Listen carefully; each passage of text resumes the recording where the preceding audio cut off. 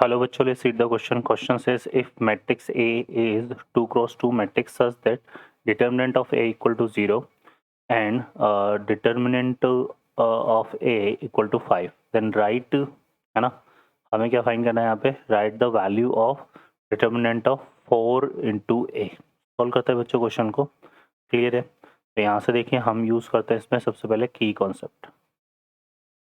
तो की कॉन्सेप्ट हमारा क्या हो जाएगा बच्चों यहाँ पर कि determinant of k into A equal to, यहाँ पे क्या हो जाता है k raise to n determinant of A, और यहाँ n जो है वो क्या है, ऑर्डर ऑफ मैट्रिक्स है, ऑर्डर ऑफ मैट्रिक्स.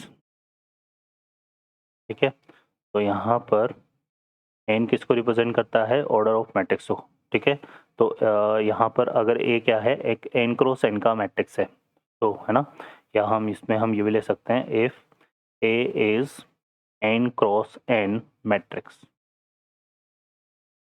ठीक है, अगर A क्या है, n क्रॉस n का मैट्रिक्स है ना, तो यहाँ पर k determinant of k into A कैसे डिफाइन होगा, यहाँ पर हमारा ये डिफाइन होगा k raise to n determinant of a से. सॉल्व करते हैं बच्चों क्वेश्चन को.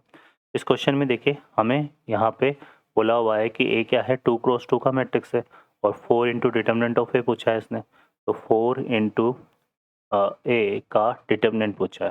तो ये इस प्रॉपर्टी से क्या हो जाएगा बच्चों, 4 स्क्वायर इंटू क्या आ जाएगा, डिटर्मिनेंट ऑफ ए, तो ये आएगा 16 डिटर्मिनेंट ऑफ ए. ठीक है, अगर अब हम यहाँ पे डिटर्मिनेंट ऑफ ए के जो है 0 यूज़ करते हैं, तो ये जो 16 डिटर्मिनेंट ऑफ ए है ये इक्वल टू 0 आएगा. तो मतलब 4 इंटू डिटर्मिनेंट ऑफ ए की वैल्यू क्या हो जाएगी, 0. और अगर हम जो है यहाँ पे determinant of A equal to 5 use करते हैं, तो 16 determinant of A equal to कितना आएगा, 16 इंटू 5, तो ये आ जाएगा कितना, 80. तो यहाँ से डिटर्मिनेंट ऑफ 4 इंटू ए किसके इक्वल आएगा, 80 के. ठीक है बच्चों, तो ये इसके आंसर बनेंगे. क्लियर है ना.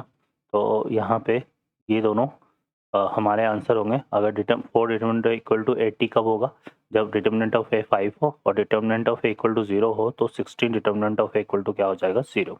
Okay बच्चों, I hope you understand well. Best of luck. Thank you.